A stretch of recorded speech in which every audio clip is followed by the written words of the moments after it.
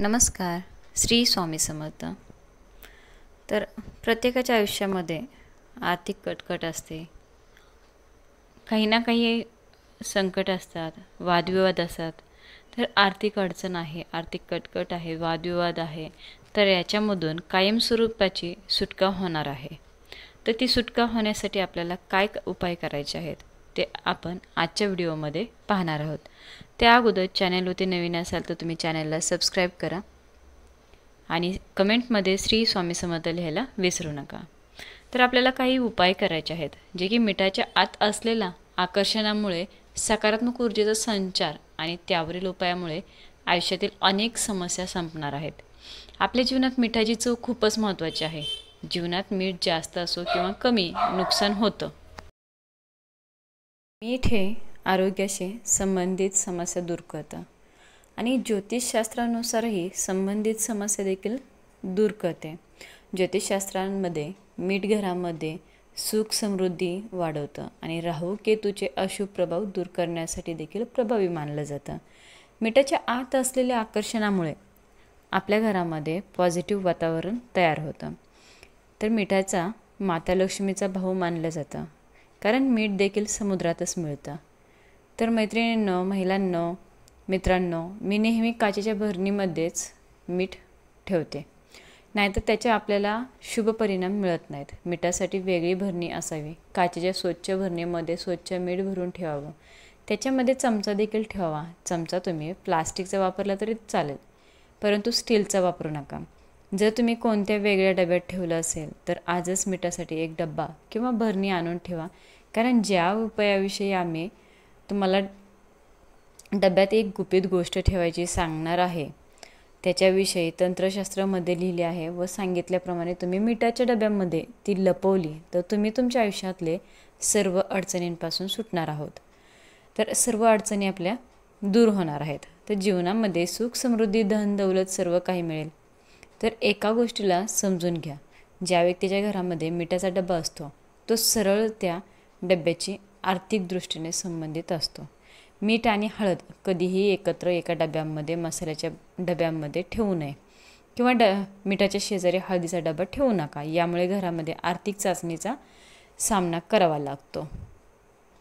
तर आपल्याला या व्हिडिओमध्ये हेच जाणून घ्यायचं आहे की मिठाबद्दल आपल्याला काय करायचं, कसं उपाय करायचे आहेत. आपल्याला मिठाबद्दल माहिती पूर्णपणे घ्यायची आहे. तर कमेंट बॉक्समध्ये श्री स्वामी समर्थ लिहायला विसरू नका. माता लक्ष्मी तुमच्या घरी धनाचा वर्षाव करेल.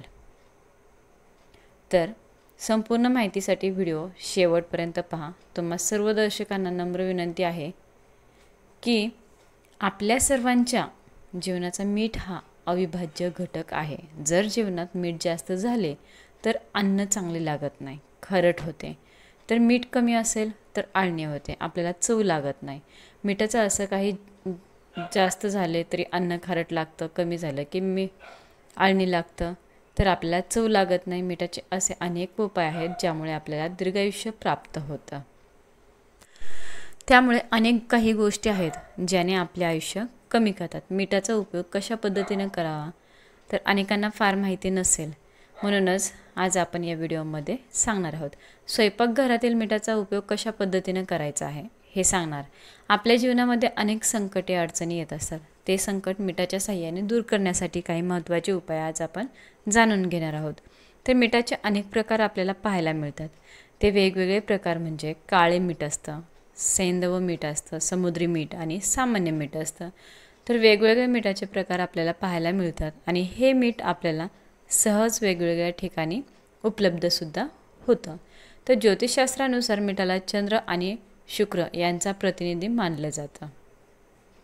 तर ज्योतिषशास्त्रानुसार स्टील किंवा लोखंडी भांड्यात मीठ ठेवलं तर तिथे शनी व चंद्र यांची युती होते आणि हे आपल्यासाठी खूपच घातक सिद्ध होते. हे रोग व शोकाचं कारण बनतं. मिठाला प्लास्टिकच्या भांड्यामध्ये सुद्धा ठेवू नये. काचेच्या बरण्यांमध्येच मीठ ठेवलं तरच त्याचा वाईट प्रभाव आपल्या जीवनावर जाणवत नाही. मीठ सांडलं तर ते सुद्धा अपशकुन मानलं जातं. मीठ पडल्यास शुक्र व चंद्र दोन्ही ग्रह कमजोर होतात. स्वयंपाक करताना मीठ कमी जास्त झालं तर आपण नंतर टाकू शकतो, परंतु स्वयंपाक करताना भाजीचं चाकून भाजी चाखून पाहू नका, त्यामुळं आपल्या जीवनामध्ये दरिद्रता येते. भगवंतांना नैवेद्य दाखवल्याशिवाय आपण अन्न खाऊ नये. भगवंताला नैवेद्य दाखवल्यामुळे ते तममध्ये भगवंतांची सात्विकता आणि शक्ती उतरत असते, जे आपल्या शरीरामध्ये चांगले विचार आणि चांगले आचार निर्माण करत असतात. आपल्या मनातील विचार चांगले बनतात. जसे अन्न तसे मन. म्हणूनच अगोदर भगवंताला नैवेद्य दाखवायचा आहे. देवांना आपण नैवेद्य दाखवल्यानंतरच आपण जेवण करायचं आहे. मीठ थेट कुणाच्या हातावर ठेवू नका, यामुळे चांगले संबंध खराब होतात. लाल किताबच्या लेखामध्ये आपण मिठाचा असं काही उपयुक्त गुणधर्म लाभ जाणून घेतले आहेत. जर तुमच्या घरामध्ये सुद्धा अनेक अडचणी येत असतील, आर्थिक अडचणी निर्माण होत असतील, तर या उपायांच्या साहाय्याने तुम्ही तुमच्या जीवनातील सर्व समस्या नष्ट करू शकता. तर माता महालक्ष्मीची कृपादृष्टीसुद्धा तुमच्यावर प्राप्त होणार आहे. तर उपाय काय करायचा आहे आपल्याला? आधी काळं मीठ घ्यायचं, ते नीट लाल कपड्यामध्ये ठेवून त्याची पुरचुंडी बांधायची आहे आणि ही पुरचुंडी आपल्याला मुख्य प्रवेशद्वाराजवळ लावायची आहे. यामुळे तुमच्या घरामध्ये नकारात्मक ऊर्जा प्रवेश करणार नाही. काळे मिठाची पुरचुंडी जर तुम्ही तुमच्या तिजोरीवर ठेवली तर यामुळे तुमच्या घरामध्ये पैशामध्ये वाढ होईल व यामुळे तुमची तिजोरी नेहमी भरलेली राहील. माता महालक्ष्मीची कृपासुद्धा तुमच्यावर सदैव राहील. हा उपाय केल्याने तुमच्या घरामध्ये नेहमी सुख शांती वास्तव्य करेल.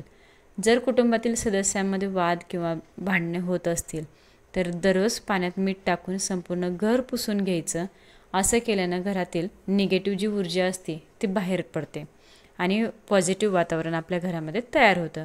तर हा जो उपाय आहे आपल्याला मिठाचा, हा उपाय आपल्याला गुरुवारी करायचा नाही. गुरुवार सोडून इतर वारी आपण करू शकतो. यामुळे कुटुंबातील सदस्यांमध्ये परस्पर प्रेम टिकून राहतं आणि ते नेहमी एकमेकांना साथ देत राहतात. जर तुम्ही हा उपाय रोज करू शकत नसाल तर किमान मंगळवारी तरी करा, मंगळवार आणि शनिवार.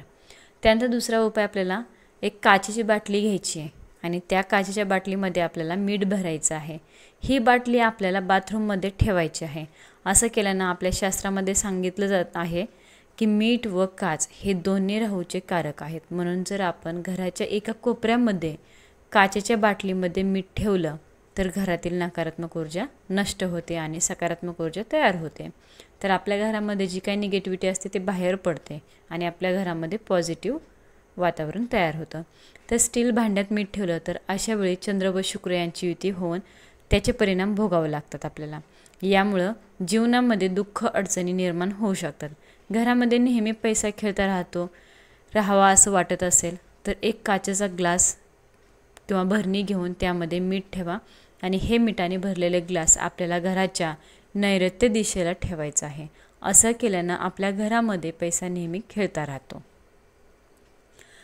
तर असं केल्यानं आपल्या घरामध्ये पैसा येत राहतो. या ग्लासमधील मिठाला पाणी पूर्णपणे सुटल्यावर ते मीठ बदलून घ्यायचं आहे. नंतर पुन्हा आपल्याला त्यामध्ये खडे मीठ भरायचं आहे. तसेच तुम्ही मिठाच्या भरणीमध्ये कोणालाही न दाखवता न सांगता गुपचूप 2 लवंगा ठेवू शकता. यामुळे माता लक्ष्मीचा आशीर्वाद सतत घरामध्ये राहतो. घरामध्ये धनधान्याची आणि पैशाची कमतरता भासत नाही. तर त्याच्यामध्ये 2 लवंगा आणि 2 कापूरवडी ठेवायची आहे. त्यामुळे मिठाच्या डब्यामध्ये 2 लवंगा नक्की ठेवा. लवंगा शाबूत असाव्यात, त्याची वरची फुलं देखील असावेत. लवंगा तुटलेल्या किंवा अर्ध्या नकोत. त्याचबरोबर जर तुमच्या बाथरूममध्ये कोणतीही नकारात्मक ऊर्जा असेल अशा वेळी आपल्याला बाथरूममध्ये समुद्री मीठ ठेवायचं आहे. यामुळे तुमच्या बाथरूममधील वास्तुदोष पूर्णपणे दूर होणार आहे. तर तुमच्या घरातील बाथरूम चुकीच्या दिशेला असेल तर बाथरूमच्या उंबरठ्यावर लाल रंगाने जाड रेषा काढावी. यामुळे सुद्धा दोष तुमचा मोठ्या प्रमाणात कमी होईल. जर तुमच्या बालकाला नजर लागली असेल तर अशा वेळी आपण चिमटभर मीठ घेऊन त्याच्या अंगावरून ओवाळायचं आहे आणि ते मीठ वाहत्या पाण्यामध्ये सोडून द्यायचं.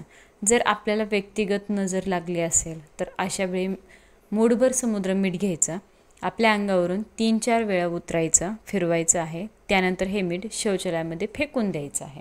असं केल्यानं आपल्याला जर कोणाची नजर लागलेली असेल तर ती नजर निघून जाते.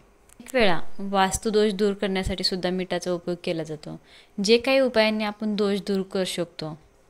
जर तुम्हाला तुमच्या वास्तूमध्ये नेहमी उदास वाटत असेल तर अशा वेळी आपल्या दोन्ही हातामध्ये मीठ घ्यायचं, उभं राहा आणि त्यानंतर ते मीठ घराच्या चारी कोपऱ्यात फिरवून घराची दृष्ट काढा आणि त्यानंतर हे मीठ बेसिनमध्ये टाकून द्या. पाण्याचा नळ चालू करून ते मीठ पूर्णपणे वाहू द्या. असं केल्याने आपल्या घरातील वास्तुदोष संपूर्णपणे दूर होतो. तर मैत्रिणींनो, हा व्हिडिओ तुम्हाला आवडला असेल तर एक लाईक नक्की करा आणि आपल्या मित्रमैत्रिणींना हा व्हिडिओ जास्तीत जास्त शेअर करा. सर्वांना श्री स्वामी समर्थ. धन्यवाद.